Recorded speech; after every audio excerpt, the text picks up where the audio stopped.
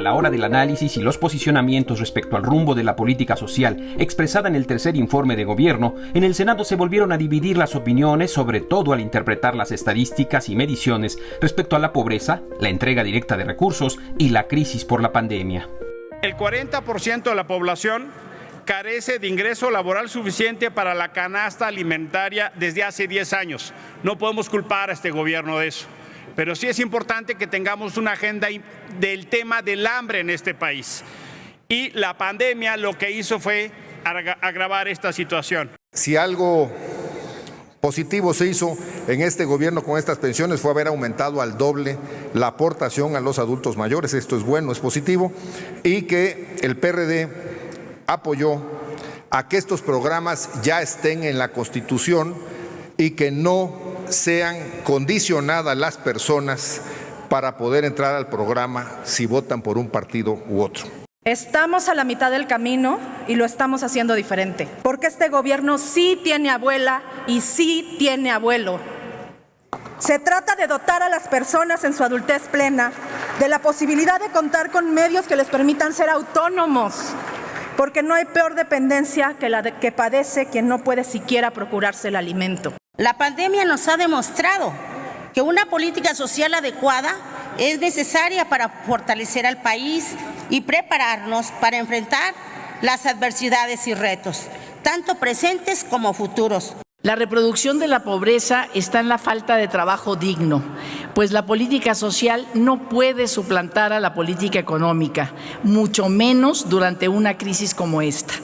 Desde el inicio de la pandemia hemos insistido en la adopción de un programa de ingreso mínimo vital de emergencia para apoyar la economía de las familias, pues los programas en marcha no están diseñados para responder a esta situación.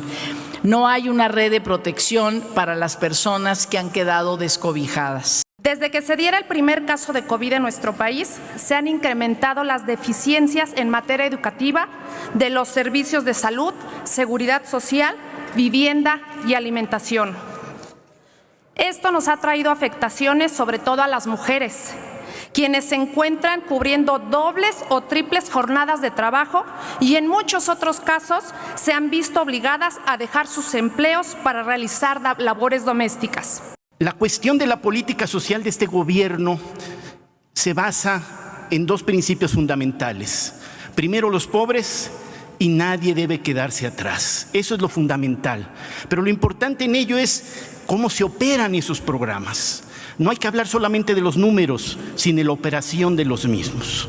Llegó la hora de escuchar la comparecencia del secretario de Bienestar y senador con licencia Javier May Rodríguez. Se expusieron las cifras respecto a los distintos programas, los recursos entregados de forma directa, el combate a la corrupción, pero sobre todo, en el Pleno volvió a prevalecer el manejo de la pandemia desde la óptica de los programas sociales. Los programas de la Secretaría de Bienestar, pese a la pandemia por el COVID, todo lo contrario, fueron fundamentales para afrontar los efectos provocados por este problema mundial de salud. Senadoras y senadores, como ha dicho el presidente López Obrador, si no hubiesen existido estos programas, no hubiésemos resistido a la pandemia. Frente al desempleo y la angustia que provocó la pandemia, con los programas para el bienestar pudimos evitar saqueos o conflictos sociales. Hemos seguido en paz porque el pueblo mexicano es grandioso y porque hubo el apoyo de gobierno. ¿Qué están haciendo con las becas de discapacidad? Un programa totalmente fuera de la razón en diseño de política pública. De 0 a 18 años es cuando la persona con discapacidad tiene más cerca a su familia. Cuando pasas a la vida adulta, tus padres mueren y las personas dependen de quien quiere ir a hacerles la caridad. En el Partido del Trabajo estamos convencidos que este gobierno tiene la mejor política social en décadas. La pandemia por el COVID-19 ha sido uno de los grandes retos que ha enfrentado este gobierno y nosotros no tenemos duda. México tiene el mejor gobierno en el peor momento.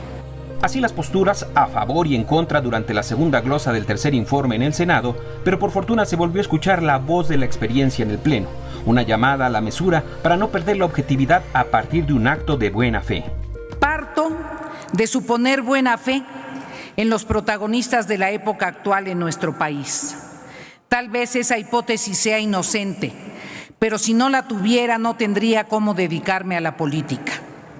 Y desde esa perspectiva, interpreto que la afirmación del presidente de la República, al expresar que en su gobierno primero los pobres, es verdadera, o al menos refleja la intencionalidad de lo que ha pretendido el régimen.